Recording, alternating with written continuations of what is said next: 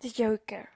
Romanticizing the mentally in Hollywood cinema, with characters like Forrest Gump and Sam, had never been so far from the distorted and depressive reality they live.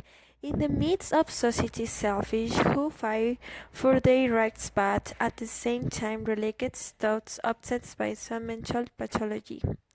In Joker, director Todd Phillips offered his interpretation of the most perverse and emblematic villain of the comics with a story that takes the classic elements for the character and transforms them into a psychomatic reflection of the society of the recent generation. The song "That's Life" by Frank Sinatra is present during the intimate parts, which are filmed camera in hand of the Joker, and it is the leitmotif motive of the film due to its message of the birth of a man who has been a nobody and suddenly becomes a symbol.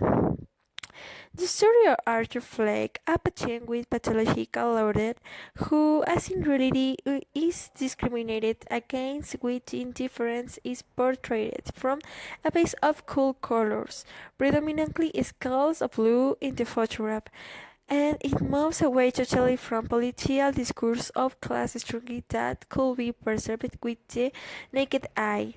A sense of the contempt for Arthur exhibited above being considered is a if we kick in the back, and stomach shame mentality, ill will or ignorance, but above all with our prejudice.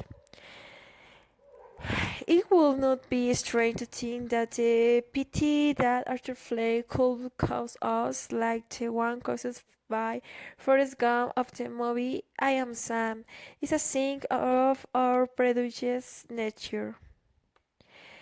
This expensive and abusive is the reason for the birth of the Joker in Arthur Fleck.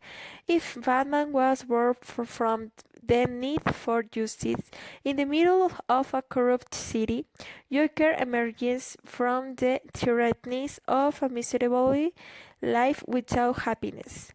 That's why it's this movie, heroes and villains are heroes.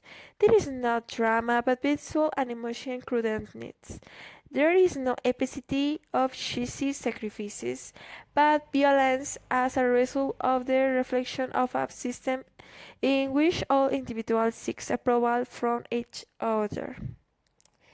This argument is not only well treated in the background, but from the form in which reference to the previous versions of the Joker appear in the form of wings as planes and dialogues. However, it is not limited to remembering the interpretation of the head ledger of Jack Nicholson, but that the character of the Joker all time resembles Travis Bickle of Taxi Driver or Freddy Quill, that violent and obsessive man of the monster. For this part, the performance, which included the dark loaded